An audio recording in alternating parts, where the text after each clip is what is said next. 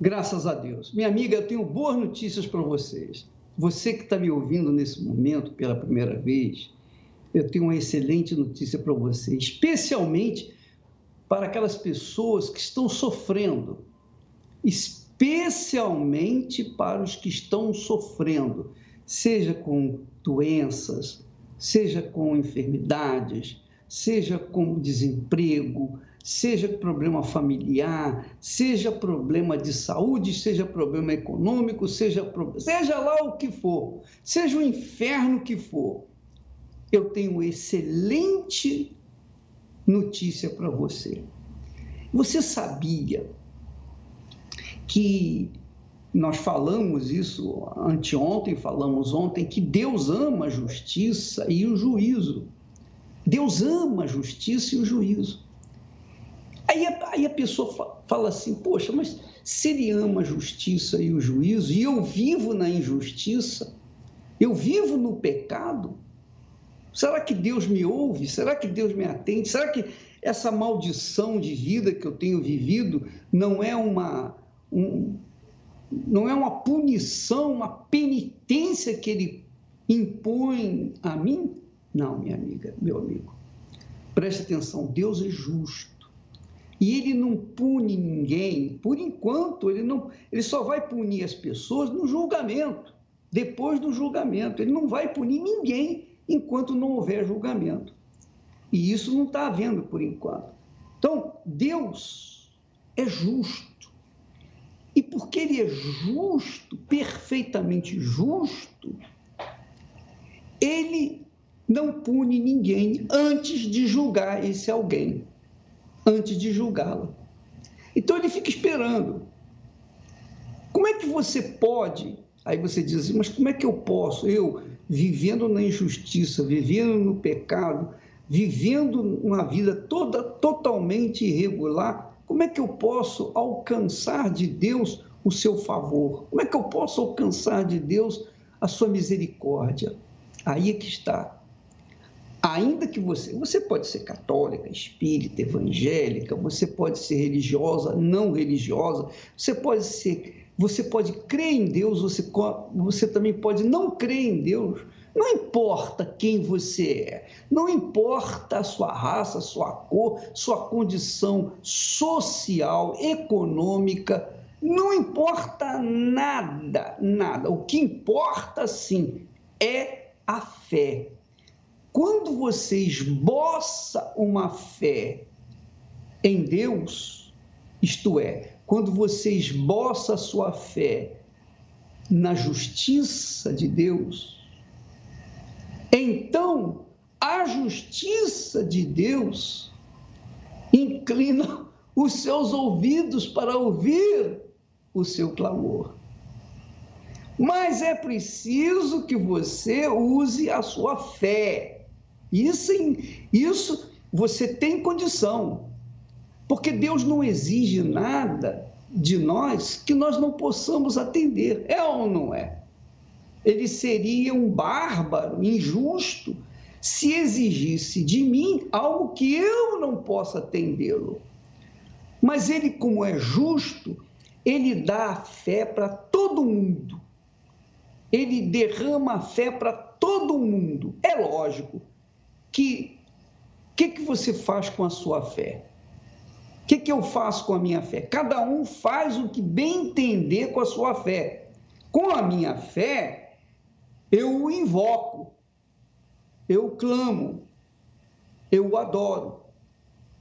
Mas há pessoas que têm a fé, mas não dão a mínima para ele. Então, essas pessoas sofrem, não porque Deus esteja punindo, mas porque elas não querem usar a fé que Deus lhe deu para chegar até ele. Só isso. Olha só, veja só esse texto sagrado. Presta atenção nesse texto. O que Deus fala? Ele atenderá a oração do desamparado e não desprezará a sua oração. Quer dizer, ele atenderá a oração do desamparado. Esse desamparado pode ser católico, espírita, umbandista, quimbandista, pode ser judeu, pode ser messiânico, pode ser maçom, não importa a religião, pode até nem ter religião. Esse desamparado aí pode não ter nem religião. Essa pessoa pode nem ter religião, mas ela será atendida. Ela será atendida. Está escrito aqui, ele atenderá a oração do desamparado, seja o desamparado que for, é mendigo, é pobre, é rico, é branco, é negro, não importa a cor, não importa a condição. Deus atende a oração do desamparado e não despreza a sua oração. Não despreza a sua oração. Agora, veja só o que está escrito a seguir. Vamos ler. Pois o Senhor olhou desde o alto do seu santuário. Desde os céus, o Senhor contemplou a terra para ouvir o gemido dos presos, para soltar os sentenciados à morte. Olha que maravilha, minha amiga e meu amigo que assiste essa programação. Olha que coisa magnífica. Você acredita nisso? Você acredita que o Senhor olha desde o alto do seu santuário, desde os céus, o Senhor contempla a terra para ouvir o gemido dos presos, para soltar os sentenciados à morte. Quer dizer, o gemido dos presos não são somente os presos que estão nas cadeias, nas penitenciárias, não, mas os presos que estão amarrados pela depressão, pelo medo, pela ansiedade, pela doença, pela enfermidade, pelo câncer, pelos vícios, pelo crack, por uma vida desgraçada. Você que me ouve aí e que, de repente, está enclausurada dentro de uma casa onde você foi traída, você foi colocada de lado, foi amada no início do casamento, mas hoje você está aí abandonada, humilhada, envergonhada. Pois é, de repente você também é uma presa, E Jesus promete soltar, quer dizer, libertar, liberar aqueles que estão presos, que estão sentenciados à morte. Ora, quando nós invocamos o Altíssimo, manifestamos a nossa fé nele, nós estamos buscando a sua justiça, nós estamos clamando a sua justiça. E é óbvio que Deus atende a todos os que o invocam. Agora, é óbvio que nem todos o invocam na sinceridade. A maioria o invoca por invocar. E às vezes tem até preguiça de orar a ele, pede os outros para orarem. É ou não é? Desculpa lá, hein? Você que está me ouvindo e que vive pedindo oração, o bispo, ora por mim, ora por fulano, ora por Beltrano. Você tem o mesmo direito que eu de orar para Deus. Você tem o mesmo direito. Da mesma forma como eu mereço, você passa a merecer quando você esboça a sua fé nele. Então é preciso que você ore, é preciso que você o clame, porque ele quer ver a sua fé. Tudo bem, a minha fé ele vê. Eu oro a ele, ele sabe, ele conhece a minha fé e eu todo dia oro com ele, eu falo com ele. Mas e você? Você fica esperando que eu ore por você.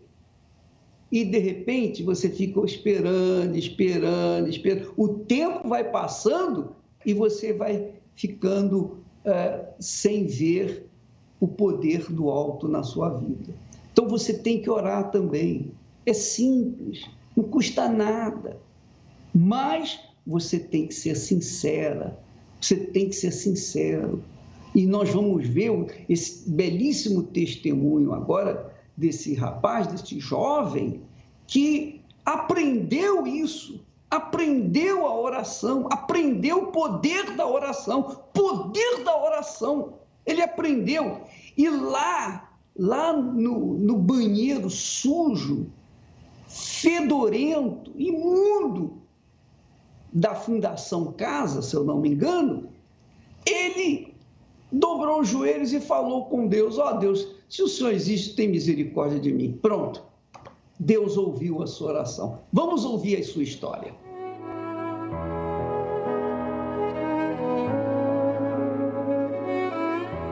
Meu nome é Isaac e eu nasci numa família destruída.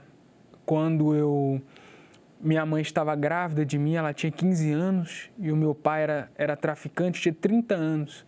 E ele era chefe de uma boca de fumo da onde eu morava. E a minha mãe também fazia pequenos furtos, assaltos e também traficava. E eu logo na barriga dela, ela já usava drogas comigo lá dentro.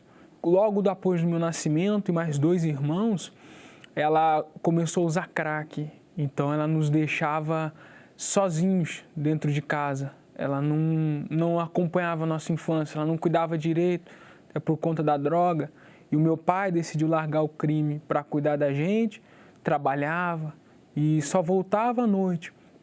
E os vizinhos, muitas das vezes comovidos com os choros da gente, na época eu com 2 para 3 anos, eles cuidavam da gente até um certo ponto que não deu mais. Eles chamaram conselho tutelar, na onde o meu pai e a minha mãe, sem condições, perderam a nossa guarda. Não tinha referência de mãe. Meu pai, o que eu lembrava dele era o que os meus tias falavam, que era uma pessoa que usava drogas, até trabalhava, mas não tinha futuro nenhum, tinha estudo. Minha mãe, eu raramente via ela, era de 1 ano, aí depois 6 meses ela aparecia, depois 2 anos. Nisso eu fui morar com a minha avó.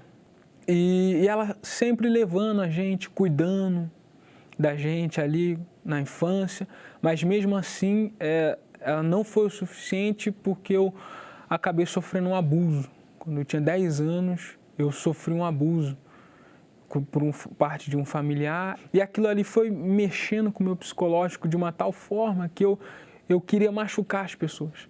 Eu vi que aquilo ali me machucou, eu estava tão machucado que eu queria que as pessoas sentissem aquela dor que eu estava sentindo. Então, logo aos 12 anos, me apresentaram às drogas. Eu lembro até hoje da primeira vez que me ensinaram a usar drogas.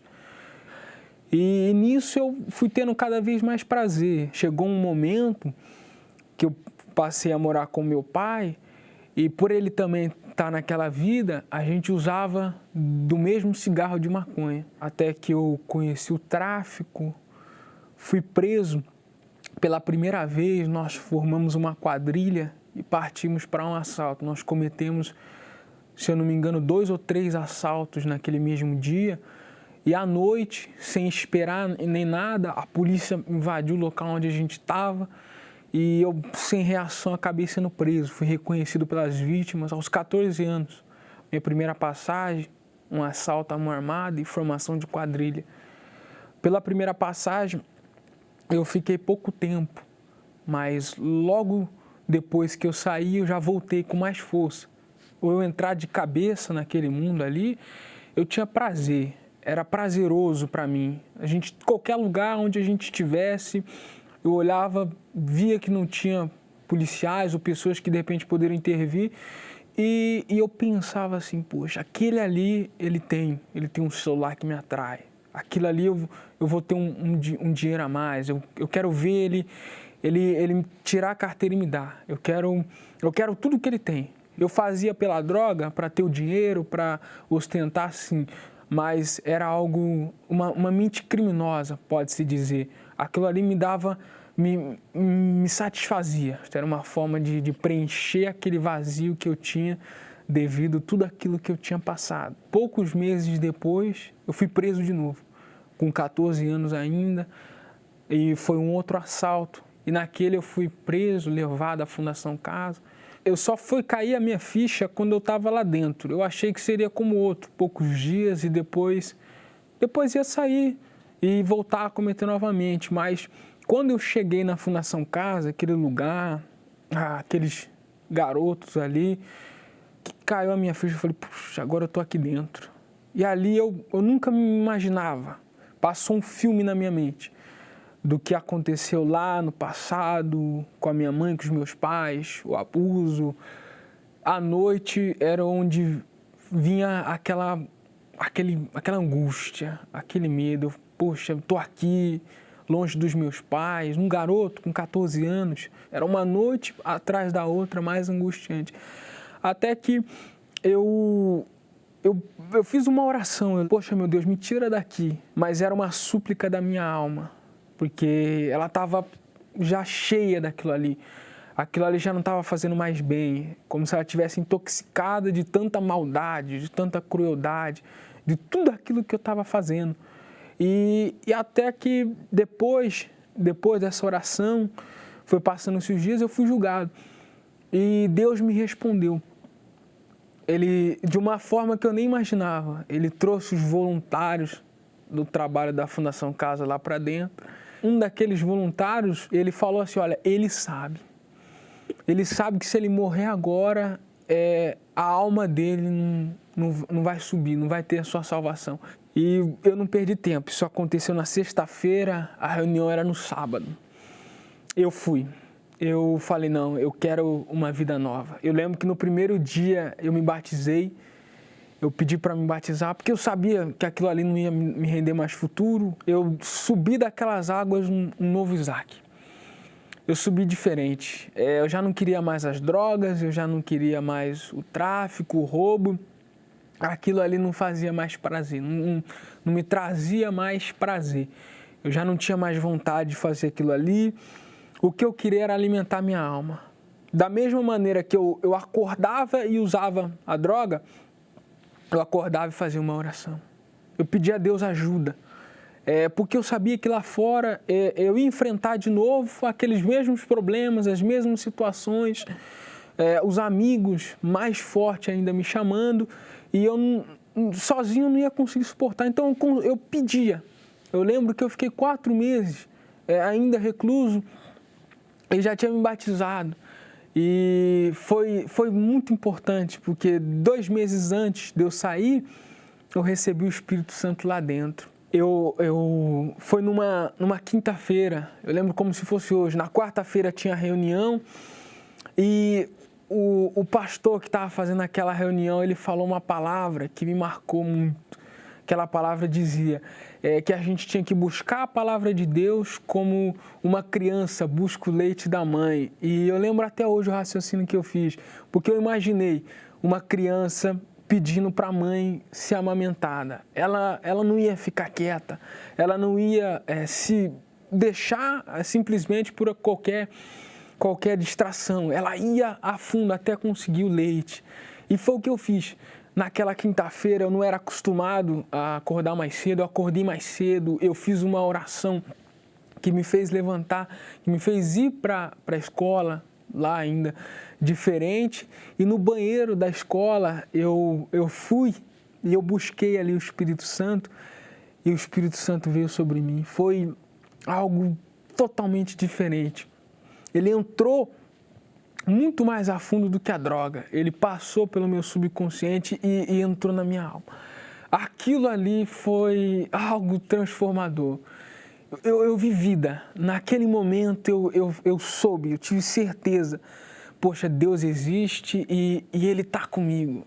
Foi como se não, Ele me abraçou. Naquele momento ali eu ouvi nitidamente no meu subconsciente Ele falando, eu sou contigo. E foi algo que até hoje eu não esqueço os detalhes daquele momento. Me fez naquele banheiro, aquele lugar sujo, as pessoas entrando ali e eu sussurrando baixinho, pedindo a Ele mais.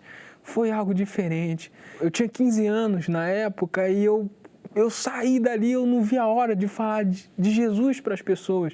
eu queria passar para elas a mesma alegria. Eu lembro que eu ficava, o tempo que eu tinha, eu ia nos internos que estavam junto e falava para eles de Jesus e mostrava para eles. Eu estava lá dentro, preso aos olhos físicos, mas eu tinha conquistado a minha libertação, eu estava livre, o meu espírito era livre, eu me via outro jovem, outro homem. Quando eu saí, e os jovens que andavam comigo, que roubavam, que faziam parte da mesma quadrilha, e eu levei um deles para a igreja, ele foi o caminho todo olhando para mim e falando, eu não acredito, como que ele pôde mudar daquela forma. Hoje já se passaram algum tempo e aquela mesma alegria não passou, não foi uma alegria de momento, uma alegria que eu tinha nas drogas que eu precisava usar de novo, não. Não passou, não passa, cada dia, pelo contrário, ela acrescenta mais. Hoje eu enfrento as dificuldades da vida, não me refugiando num cigarro de maconha, numa carreira de cocaína, hoje não. Hoje eu vou até Deus, hoje eu tenho Ele como meu amigo particular, hoje eu trabalho, hoje eu tenho a minha família, eu ajudo ali eles. Eu que trazia desgosto, hoje todo mundo olha para mim e fala, eu não imaginava. Pensavam que eu ia ter o mesmo futuro dos meus familiares, preso na penitenciária, e hoje eles olham para mim e não acreditam.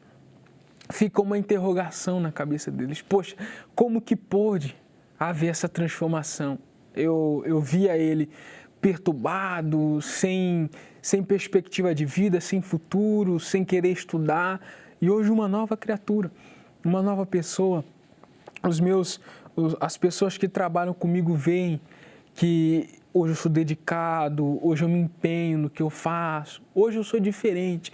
E eu tenho a mais absoluta certeza de que aquele que da mesma maneira que se entregou, seja para os vícios, seja para o que quer que seja, que esteja passando, se entregar para Deus, de fato e de verdade, Deus vai causar essa mesma transformação, essa mesma mudança, esse mesmo milagre. Ele dá vida. Enquanto esse mundo só oferece morte, Deus traz vida. E hoje eu tenho essa vida e não abro mão dela por nada.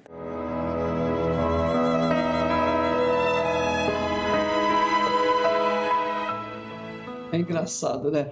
Eu queria que você reparasse essas duas fotos, antes e depois. Olha só. O antes, quem gostaria de ter um filho assim, hein? Qual é a mãe, qual é o pai que se sentiria honrado com um filho com essa imagem que está aí? Ninguém gostaria desse filho. Mas quando o Espírito Santo desceu sobre esse filho imprestável, fez ele ter o depois, essa imagem que nós estamos vendo aí. Quer dizer, um belo rapaz. Olha só, quem é que não quer ser pai ou uma mãe de um rapaz como esse? Eu sei que muitas mães, muitos pais estão nos assistindo nesse momento e vendo essa enorme diferença que Deus faz na vida da pessoa.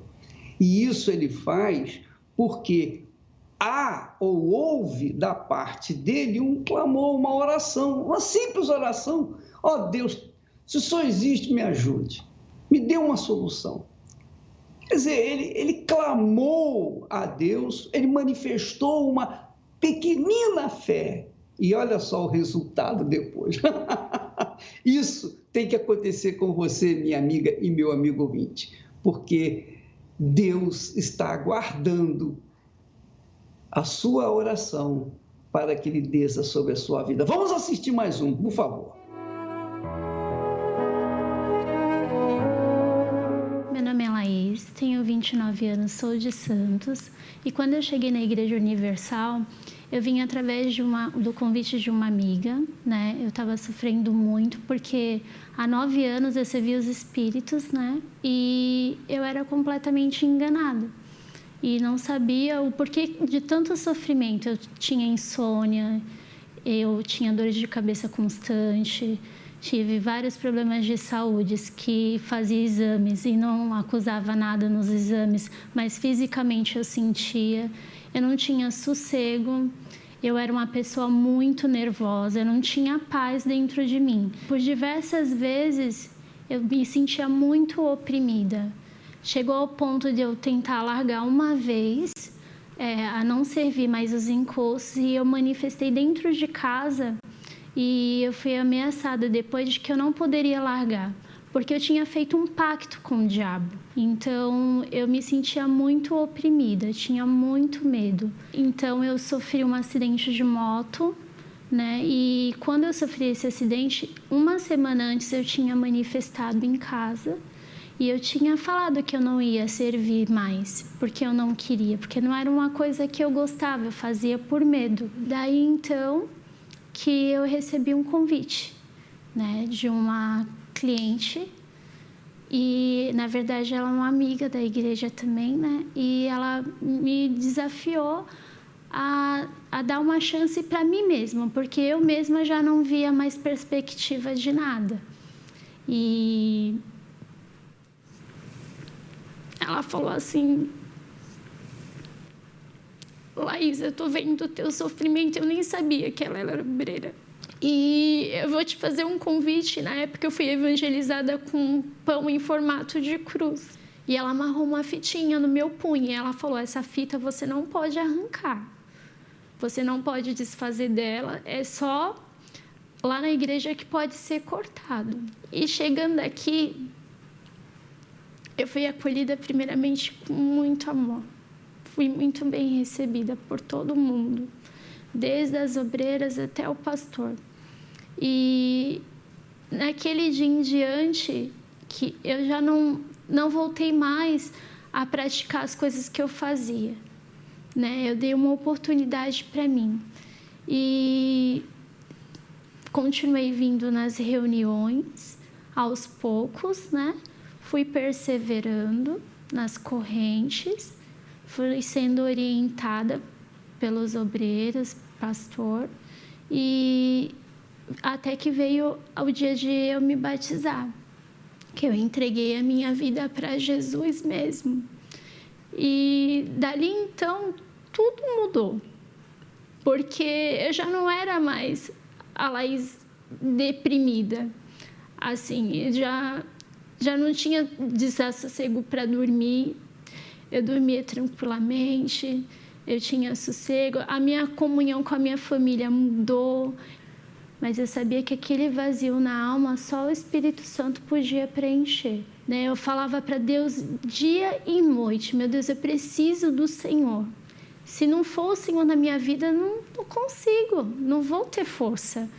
E daí então eu comecei a orar mais, a jejuar mais, a ler a Bíblia, a andar em comunhão constante com Deus. Comunhão constante no sentido de eu andar em pensamento com Deus também, falando com Ele constantemente. Os pensamentos ruins vinham sim. Da mesma maneira que eu buscava em pensamentos, os pensamentos ruins também vinham. Foi quando eu recebi o bem mais precioso, porque assim, não foi o sentir, eu não senti nada, não foi tocado em mim, eu não recebi imposição de mão, não aconteceu nada. A única coisa que eu tive foi a certeza de que realmente Deus ele habitava em mim e de que ali, a partir dali tudo mudou. Eu comecei a evangelizar com mais vontade, alcancei mais pessoas no sentido de levar a palavra, eu me dava mais para as coisas de Deus e Ele é o bem mais precioso. Eu posso perder tudo nessa vida, mas Ele jamais, eu não posso perder, porque Ele é que me dá fôlego e força para levantar todos os dias. Eu posso transmitir para as pessoas aquilo que eu vivi, de fato e de verdade. Eu não estou contando algo que eu ouvi alguém falar, não, foi comigo, aconteceu mesmo. E foi o maior presente que eu poderia receber de Deus. E hoje eu aprendi que nada e nem ninguém pode suprir a necessidade que só o Espírito Santo pode preencher nós.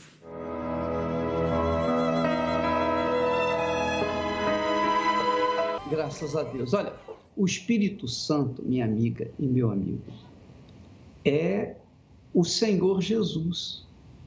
Lembra quando Jesus andava aqui no mundo, você lê na Bíblia?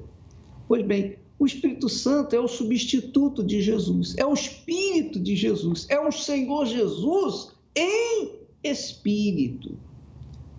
Você não pode vê-lo, mas você pode ver a diferença que ele faz na vida de alguém, que é o que nós estamos mostrando aqui. Ele é como o vento, né? Você não vê o vento, você vê a árvore se movendo, não é? As folhas se movendo. Você não vê o vento. Assim também é o Espírito Santo. A gente não vê, mas a gente vê a manifestação dele em nossas vidas. E é isso que faz irritar os inimigos de Deus. É o diabo e os seus filhos, como você vai ver agora nesse testemunho.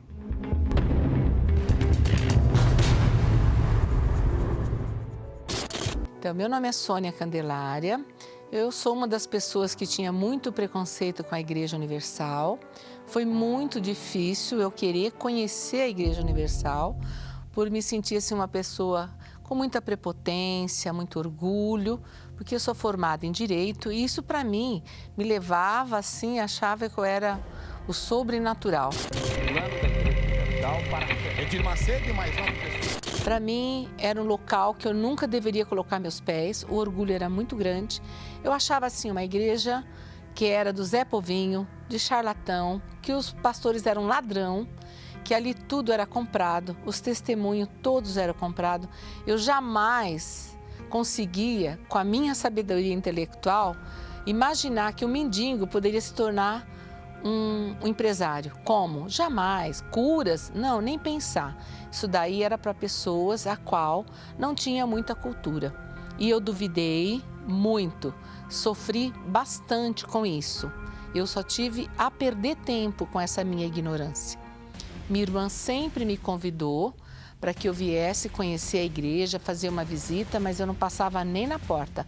E se passasse, eu nem olhava para aquele local. Era radical. Perdi a amizade com a minha irmã, nós ficamos acho que mais de 3 anos sem se falar, porque ela lutava para que eu viesse para a igreja, conhecer o Senhor Jesus e eu não queria isso. A investigação estabeleceu que os fiéis da Igreja Universal... Eu era uma mulher sem paz, eu sequer conseguia dormir, porque eu via vulto, escutava vozes, era uma pessoa muito perturbada, muito. Mas isso não fazia eu me render para querer conhecer a Igreja Universal. Mas em outros lugares eu ia. Fui em várias igrejas, várias seitas, frequentei e falta de fé não era. Porque aonde eu fosse, na porta que eu batesse, eu me sujeitava a fazer tudo aquilo que ali eles estavam explicando, orientando. Então isso tudo atrasou a minha vida. Eu fui cada vez indo para trás, perdendo saúde, perdendo dinheiro, perdendo paz, quase perdi o casamento. Então assim... foi uma tragédia. Eu digo que quando eu cheguei no fundo do poço, quando eu descobri que a sociedade ela é cruel, que enquanto você tem alguma coisa, tudo é lindo e maravilhoso, quando eu não tinha mais dinheiro, quando eu não tinha mais onde me segurar no pedestal, aí eu me esborrachei inteirinha e cheguei na Igreja Universal somente um caco de vida, porque eu só respirava. E eu não era mais ninguém, eu já tinha projetado o suicídio. Nesse meu último momento eu digo, eu vou nessa igreja, ver se isso é verdade mesmo. Porque falam tanto no rádio, na televisão, de tantas coisas maravilhosas, desse Deus maravilhoso, e eu não acredito. Mas dali eu vou sair e vou dar cabo da minha vida, porque eu acreditava na reencarnação. E as vozes diziam que eu já tinha cumprido a minha missão aqui na Terra. Então eu fui só para fazer a vontade da minha irmã, realmente fazia a vontade dela. E ali foi o meu grande encontro, porque eu cheguei ali, literalmente uma mendiga, sem ter o que comer, eu vestir, os cabelos passavam 15, 20 dias preso sem pentear, desesperada. A morte era a solução para mim. E eu fui muito bem atendida. O pastor me recebeu com muito carinho e conversou comigo, me falou da palavra de Deus e me ensinou a caminhar, a entender o que está na palavra de Deus. E eu comecei a obedecer, a dar o dízimo, a ser ofertante, coisa que a mídia me dizia que tudo era comprado, era roubado, os pastores obrigavam a gente a dar o que tinha e o que não tinha, mas isso não é verdade. E como uma advogada, a gente duvida de tudo e de todos.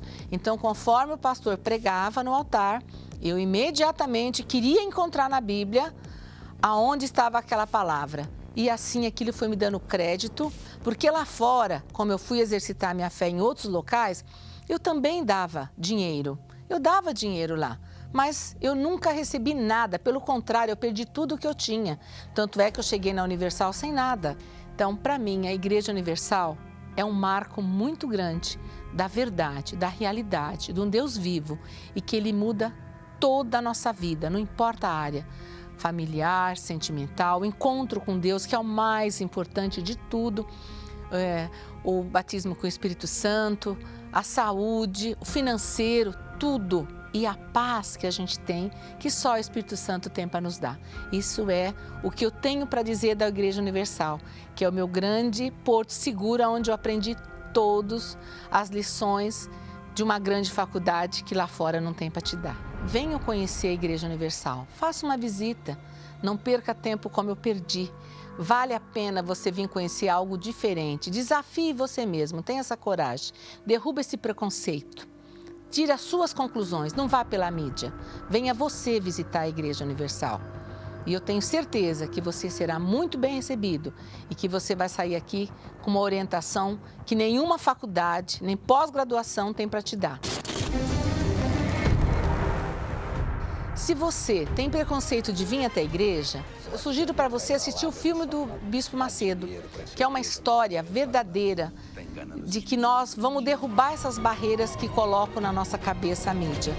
A verdade do nascimento da Igreja Universal, que é a fé, uma fé pura e verdadeira, sem nenhum preconceito. Vá ao cinema e assista o filme Nada a Perder.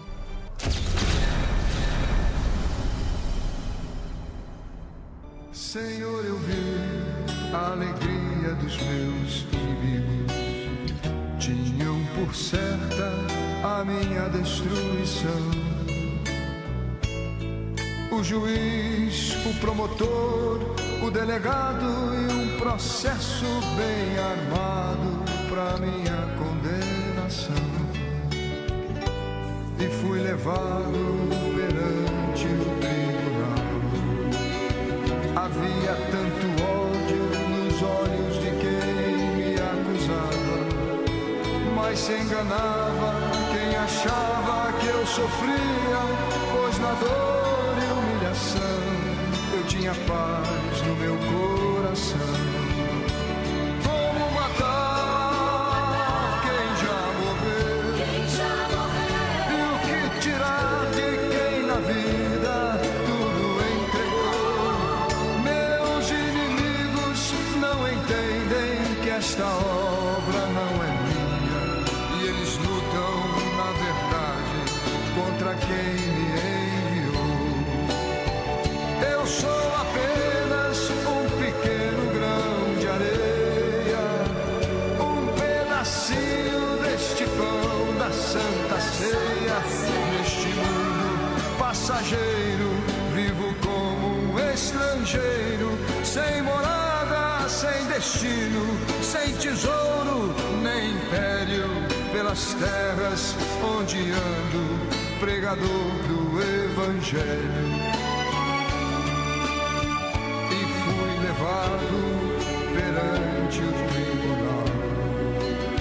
Havia tanto ódio nos olhos de quem me acusava, mas se enganava quem achava que eu sofria, pois na dor e humilhação havia paz no meu coração.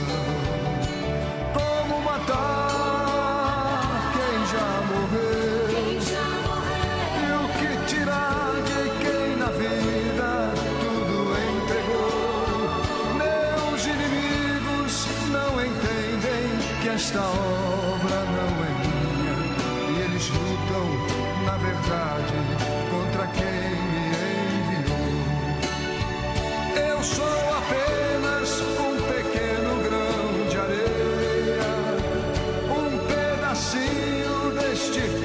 da Santa Ceia. Neste mundo passageiro, vivo como um estrangeiro, sem morada, sem destino, sem tesouro nem império. Minha honra nesta vida é pregar o Evangelho.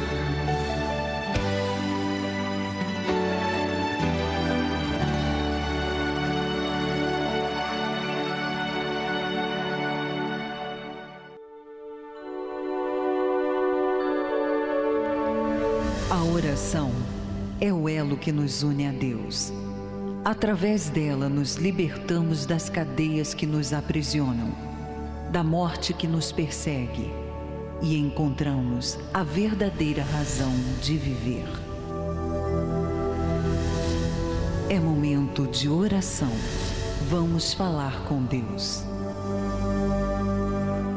Tu e somente Tu és digno de toda a majestade, de toda a grandeza, de toda a glória, de todo louvor, de toda a honra, porque só o Senhor é Deus e não há outro a quem nós possamos contar, recorrer e contar, depender.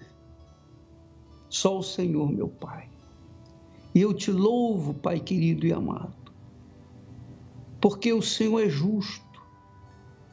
E porque o Senhor é justo, o Senhor é a própria justiça, o Senhor atende aqueles que te invocam na sinceridade.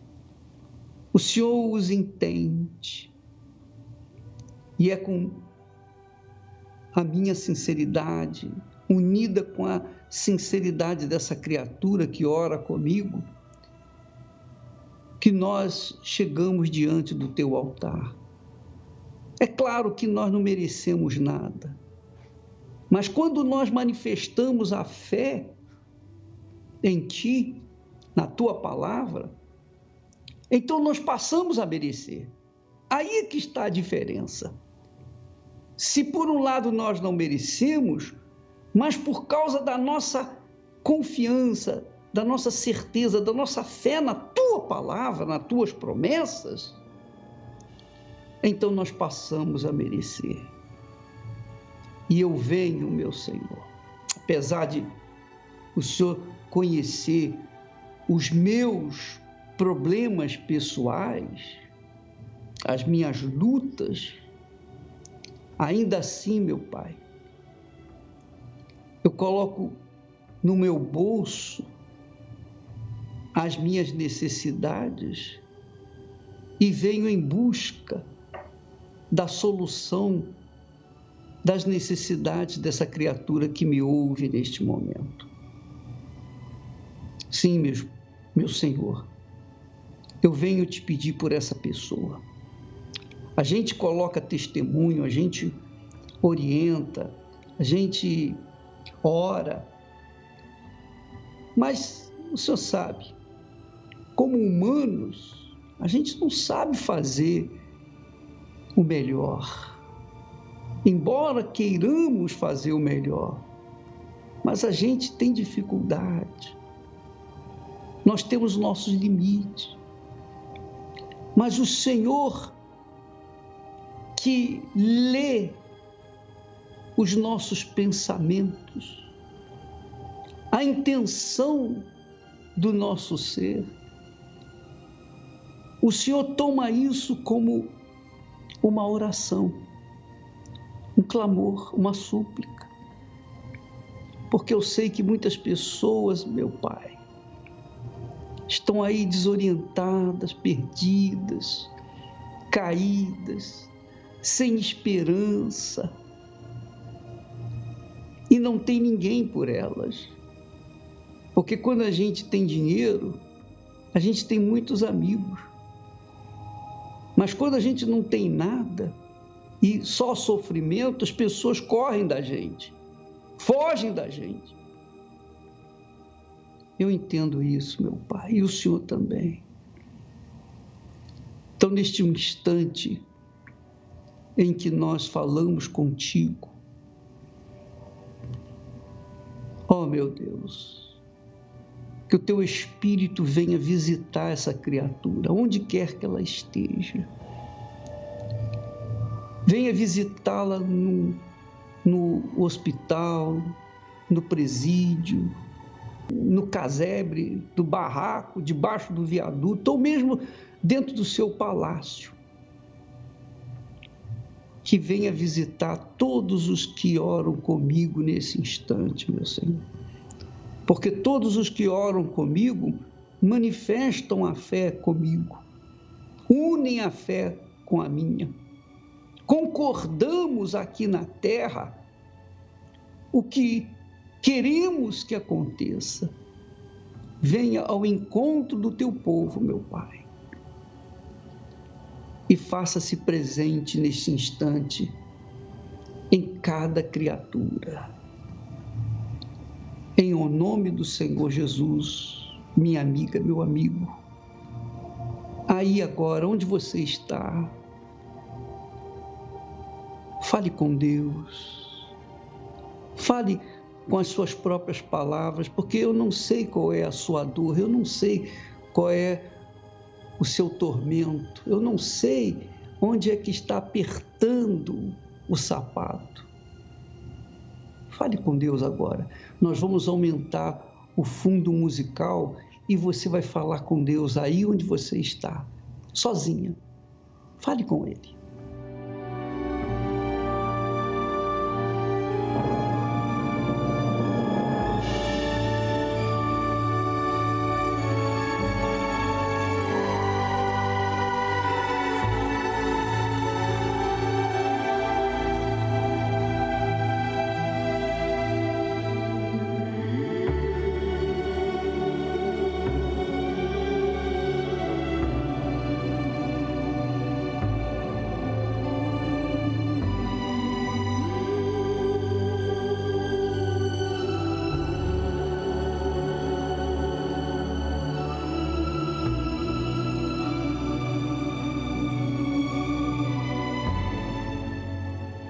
Eu sei, meu Pai querido e amado, eu te louvo.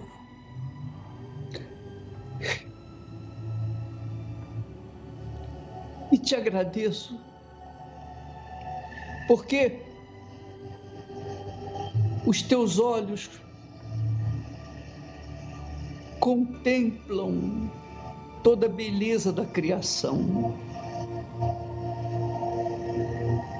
mas também contemplam com tristeza a dor que sobe em gritos, em gemidos diante do teu trono, agora mesmo. Então vem, meu Senhor,